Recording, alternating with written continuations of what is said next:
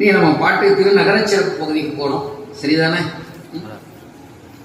மையத்துறை ஏறி மகிழ் நலசீர் வாகீசர் மனத்தோடு வாய்மையுடன் மெய்யுற்ற திருப்பணி செய்பவராய் விளங்கும் சிவ சின்ன விளங்கிடவே எய்துற்ற தியானம் அரா உணர்வும் ஈரின்றி எழும் திருவாசகமும் கையில் திகழும் உழவாரமுடன் கை கொண்டு கலந்து கசிந்தனரே. இந்த இடத்துல ஒரு இடத்துலதான் பெரிய புராணத்துல திருவாசகம் என்ற சொல்லாட்சி வருகின்றது. திருநாவுக்கரச பெருமானோட திருவாக்குல வருவது திருவாசகம். திருநாவுக்கரச பெருமானுடைய திருவாக்கிலே மலர்வது என்னது? நம்ம தேவாரம் நினைச்சிட்டு இருக்கோம்லவா, சேக்கிழார் பெருமான் சொல்றார் திருவாசகம்.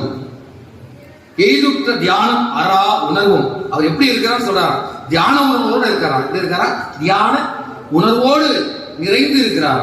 எய்துற்ற தியானம் அரா உணர்வும் ஈரின்றி எழும் திருவாசகமும், ஈரின்றி எழும் திருவாசகமும் கையில் திகழும் உணவாரமுடன் கை கொண்டு கலந்து கசிந்தனரே.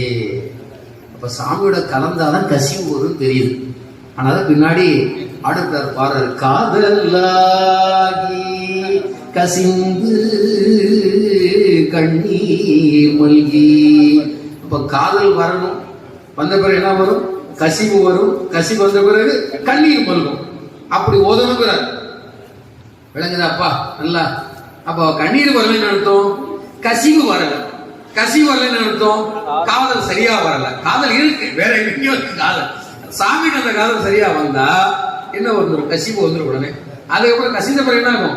கண்ணீரா மல்க ஆரம்பிச்சிடும். அப்போ ஓதுவார்களா ஆயிடுவாங்க. அந்த ஓதுவார்களை நன்னறிக்கு உயிப்பது நமச்சிவாயம். அற்புதமா இருப்பதுங்களா? நன்னறினா என்னன்னு தெரிஞ்சுக்கணும். நன்னறினா என்ன? கேள்வி எழுது. உலக சார்ந்த அத்துணை இதுமே பொய் தான். அந்த பொய்ய விளக்குறது ரொம்ப கடினம், விளக்கி வருவது ரொம்ப கடினம். அந்த பொய்யெல்லாம் விளக்கி சிவன் தொண்டுக்கு, அதாவது சிவ தொண்டுக்கு உயிரை, உடலை, உடமையை உவந்து அழித்து அந்த சிவத்தொண்டினை நிறைவாக்குகின்றார்களே, அதுதான் நன்னெறி. சிவத்தொண்டுக்காக உயிரை கொடுக்க தயாரா இருக்க, சிவத்தொண்டுக்காக என் உடம்ப சின்ன பின்னமாக்க தயாரா இருக்கிறேன், சிவத்தொண்டுக்காக என் சொத்தை அழிஞ்சால் கொடுக்க தயாரா இருக்கிறேன் என்று மனம் வந்து யார் முன்வருகின்றார்களோ அவர்களே நன்னறிபால் செல்வார்கள். அப்படி செலுத்தக்கூடிய பக்குவத்தை தருவது அஞ்செழுத்து. செலுத்தக்கூடிய பக்குவத்தை தருவது அஞ்செழுத்து. நாதன் நாமம் நமச்சிவாயவே. ஏன்? அது வேதம் 4 மெய்ப்பொருளாக விளங்குவது.